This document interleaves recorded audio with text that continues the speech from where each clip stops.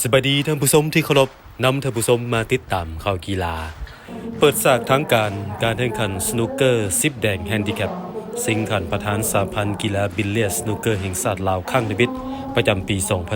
2025พิธีเปิดการแข่งขันครั้งนี้จัดขึ้นวันที่8เมษายนผ่านมา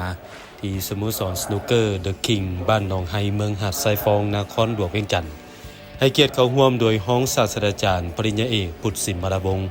รัฐมนตรีกระทรวงศึกษาธิการและกีฬาประธานคณะกรรมการโอลิมปิกแห่งชาติลาวห้องศาสตราจารย์ปริญญาเอกสมเกียรติภาษีประธานสหพันธ์กีฬาบิลเลียร์สนุกเกอร์แห่งชาติลาวพร้อมด้วยภาคส่วนเกี่ยวข้องผู้ให้การสนับสนุนผู้ฝึกนักกีฬาและสื่อมวลชนในพิธีท่านลิขิตอินทวงศ์รองประธานเลขาธิการสหพันธ์กีฬาบิลเลียร์สนุกเกอร์แห่งชาติรายงานให้รู้ว่าการแข่งขันกีฬาสนุกเกอร์10แดงแฮนดิแคปครั้งนี้จัดขึ้นเพื่อคัดเลือกและเฟ้นหานักกีฬาผู้สืบทอดที่จะก้าวเป็นนักกีฬาทีมชาติในอนาคตโดยเฉพาะเกี่ยวความพร้อมสู่กีฬาแห่งชาติครั้งที่12ในท้ายเดือนพฤศจิกายนปีนี้ที่นครหลวงเวียงจันทน์รวมทั้งการเข้าร่วมซีเกมครั้งที่33ที่ประเทศไทยในเดือนธันวาคมปีนี้พร้อมกันนี้ก็เป็นการสร้างเวทีให้นักกีฬาได้มีกิจกรรมการแข่งขันเป็นประจำเพื่อทดสอบฝีมือเทคนิคยุทธวิธีและเข้าใจระเบียบการแข่งขันและกติกาใหม่ๆเพื่อเกียมเข้าร่วมแข่งขันระดับต่างๆทั้งภาคพื้นและสากล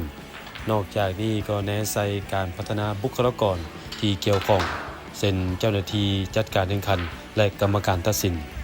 ซึ่งรายการนี้มีนักกีฬา100คนจาก13สโมสรเข้าร่วมจะแข่งขันในวันที่8หาวันที่12เมษายน2025รอบคัดเลือกแข่ง3ใน5เฟรม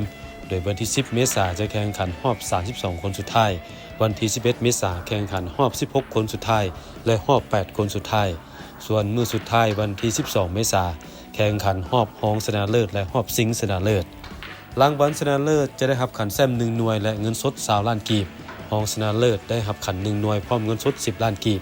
อันดับที่3รวมได้รับเงินสด3ล้านกีบตกรอบ8คนสุดท้ายได้รับเงินสด1ล้านกีบและตกรอบ16คนสุดท้ายได้รับเงินสดผู้ละ 500,000 กีบนอกนี้ยังมีรางวัลเข้าเบรกสูงสุด60คะแนนขึ้นไปได้รับ2ล้านกีบรางวัลเซนทูรี่เบรก100คะแนนขึ้นไปได้รับครั้งละ3ล้านกีบรายการนี้นำใช้งบประมาณทั้งหมดหลายกว่า200ล้านกีบซึ่งงบประมาณแม้นได้รับการสนับสนุนจากภาคส่วนบริษัทห้างภายในและต่างประเทศกับค่าสมัครและงบประมาณจากสหพันธ์จำนวนหนึ่ง